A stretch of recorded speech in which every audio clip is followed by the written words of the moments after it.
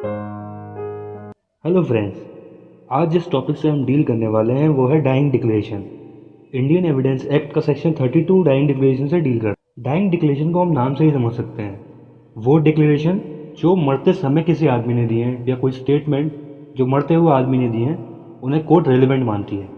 Section 32 of Indian evidence act deal करता है dying declaration से। सेक्शन 32 क्लॉज 1 बात करता है कि वो स्टेटमेंट जो कि किसी ऐसे पर्सन ने दिए हैं जो कि अब मर चुका है या उन्हें ढूंढा नहीं जा सकता या फिर वो अब कैपेबल नहीं है एविडेंस देने के लिए या फिर उनके अटेंडेंस में एक बहुत ज़्यादा खर्चा होगा या अननेसेसरी डिले होगा, तो उन सभी लोगों के स्टेटमेंट रेलेवेंट माने जाएंगे। सेक्शन 32 क्लॉज 1 आगे इसको फर्दर एक्सप्लेन करता है, जो कि ये कहता है कि वो स्टेटमेंट उनकी डेथ का कॉज बताते हों या फिर किस सर्कमस्टेंसेस में उनकी डेथ हुई वो बताते हों। 32 क्लॉज 1 फर्दर एक्सप्लेन करता है कि वो स्टेटमेंट रेलेवेंट माने जाएंगे जो किसी ऐसे आदमी ने दिए हैं जो कि अब जिंदा नहीं है और वो स्टेटमेंट उनकी डेथ का कॉज बताते हों। 32 उसके साथ ये भी कहता है कि जब वो आदमी स्टेटमेंट दे रहा था ज़रूरी नहीं है कि वो जानता हो कि वो मरने वाला है, वो उस एक्सपेक्टेशन में हो या नहीं हो, डाइंग डिक्लेरेशन तब भी माना जाएगा। डाइंग डिक्लेरेशन दोनों ही केसेस में बहुत रेलिवेंट माना जाता है, सिविल प्रोसीडिंग में भी और क्रिमिनल प्रोसीडिंग में भी। अगर इसेंशियल्स की बात करें तो डाइंग डिक्लेरेशन का इसेंशियल यही है कि जो भी स्टेटमेंट उस आदमी ने मरते वक्त दिए हैं वो उसकी डेथ का कॉज बताते हों।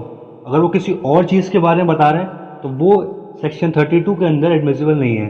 स्टेटमेंट किसी और सेक्शन में रेलिवेंट माने जा सकते हैं लेकिन 32 क्लॉज 1 में नहीं माने जाएंगे।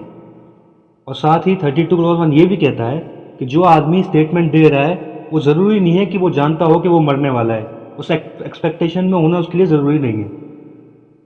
32 क्लॉज 1 आगे ये एक्सप्लेन करता है कि डाइंग डिक्लेरेशन का नेचर कैसा भी हो सकता है, वो रिटन भी हो सकता है, ओरल भी हो सकता है, या साइंस के थ्रू भी हो सकता है।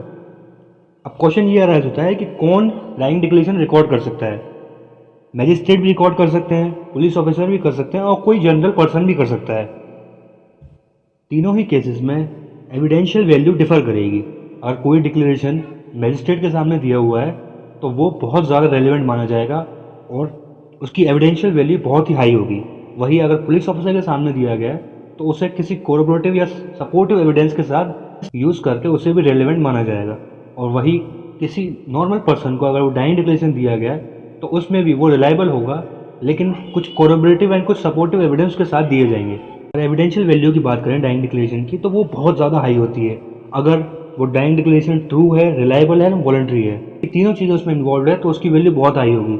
लेकिन अगर इनमें से कोई भी पार्ट उसमें प्रेजेंट नहीं होता है तो उनको कोरोबोरेटिव या सपोर्टिव एविडेंस के साथ रिलायबल बनाया जा सकता है। क्या रीज़न है कोर्ट इसको इतना ज़्यादा हाई वैल्यू मानती है डाइंग डिक्लेरेशन की?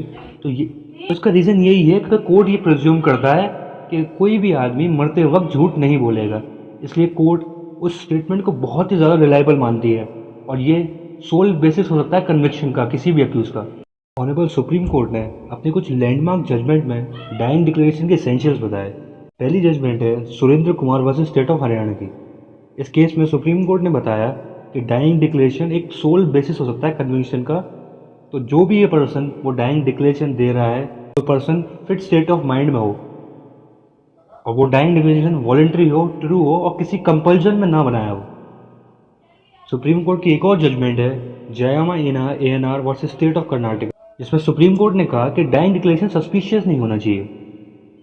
कुछ एक्सेप्शंस है डाइंग डिक्लेरेशन के। अगर डाइंग डिक्लेरेशन अनट्रू है या इनकम्प्लीट है या कुछ कॉन्ट्राडिक्टरी है या फिर उस आदमी ने दिया है जो कि अनसाउंड माइंड था, वो सारे डाइंग डिक्लेरेशन रेलिवेंट नहीं माने जाएंगे।